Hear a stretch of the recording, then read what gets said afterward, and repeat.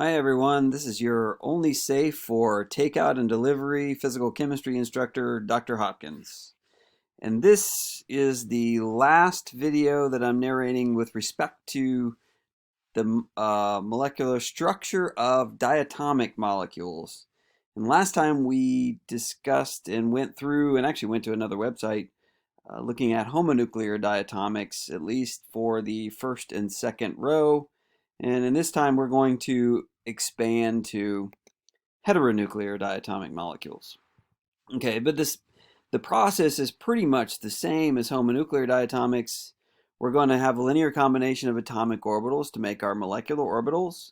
We're still going to use our real hydrogenic atomic orbitals to build those molecular orbitals. We're going to use the same framework or coordination sphere framework, where Z is pointing at is oriented along the internuclear axis. And the only difference now is that since the two atoms involved in the molecule are not the same, the atomic orbitals don't have the identical same energy, which means our linear combinations aren't going to be 50-50 mixtures.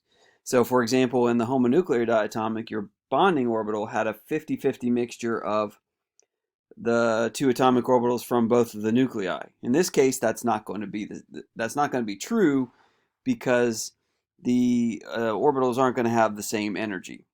Okay, so in other words, what this is going to do is we'll represent by MO theory the fact that the atoms don't really share the electrons equally. So we're using kind of electronegativity to look at relative orbital contributions.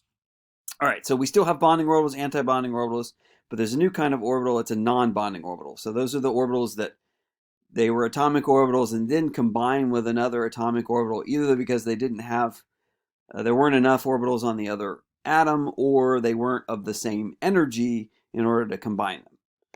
Okay, so our bond order is still related. So those new non-bonding orbitals don't count towards bond order. Still half the electrons in bonding, half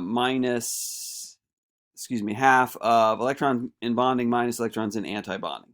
Okay, still our bond order. And so our example, and this example is in your book as well. We're now in chapter 12, is HF, right? So we have hydrogen, the 1s orbital. Now F is the most electronegative, so we would assume that all of the atomic orbitals of F would lie lower in energy than the atomic orbital of hydrogen, and they do.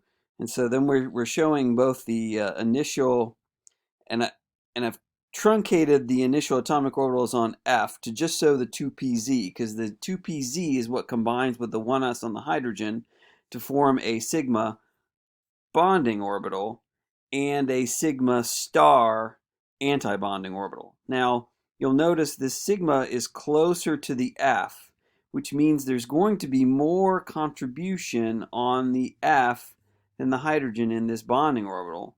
And then in the hydrogen is going to have more contribution to the antibonding. But then we put our two electrons in, and then notice we still have these 2px and 2py, which I didn't start with, but they end up here. Those are non-bonding. So this is an example where we have bonding, antibonding, and non-bonding orbitals that we've created in terms of the heteronuclear diatomic. And we add up the bond order, it's still 1, which is what we would expect. If we were to draw the Lewis structure, we would have a single bond between hydrogen and fluorine. So now I'm going to pause this video and move over, or pause this and then move over to Chem Compute to show the orbitals. All right, we're back on the Chem Compute. So now I've already gone through the process of generating through submit, generating the job to look at HF, and I've created it here, and you have the job number, which then you always want to write that number down, because then you can go back and use job status forever to look at that. Jetstream, once again, is the server that they're offering. It's actually a really nice service. So anyway, we have our HF. Here's our fluorine. Here's our hydrogen. And we have a series of orbitals we've constructed. Okay. Now if we go back to my diagram, I had the bonding orbital was the overlap between the F and the H, so the 1s and the 2pz on the F and H, and that is the one that I have highlighted here, okay? So you can see there's a little bit larger electron density on the F than there is on the H, okay? And then just above that, so that would be below the 2px and 2py. Remember we had those that were together. So we go to the next energy up, and you'll notice these are degenerate. So minus 3.327 energy AU, atomic units, for each one of those. And we'll click on this and show that you notice that is a p orbital lying strictly on the fluorine, and that is the other p orbital. So notice they were orthogonal. So if I switch this again, you can see, so if I go back, so px and py, or whatever, whichever one they are. But they are the same energy. Those are non-bonding orbitals. And then the next highest should be our anti-bonding orbital formed by, yes, and you'll notice there's much more electron density on this anti-bonding orbital at the hydrogen than there is on the fluorine. So remember, we had our bonding had a little more higher electron density on the fluorine, although there's a lot more on the hydrogen than I would have expected. But then on the anti-bonding, as it was closer in energy to the hydrogen, you have much more electron density on the hydrogen as well. And so these are what these orbitals would look like. We have all kinds of other orbitals. I just wanted to show the 4 that are related to the bonding, anti-bonding, and non-bonding. So until next time.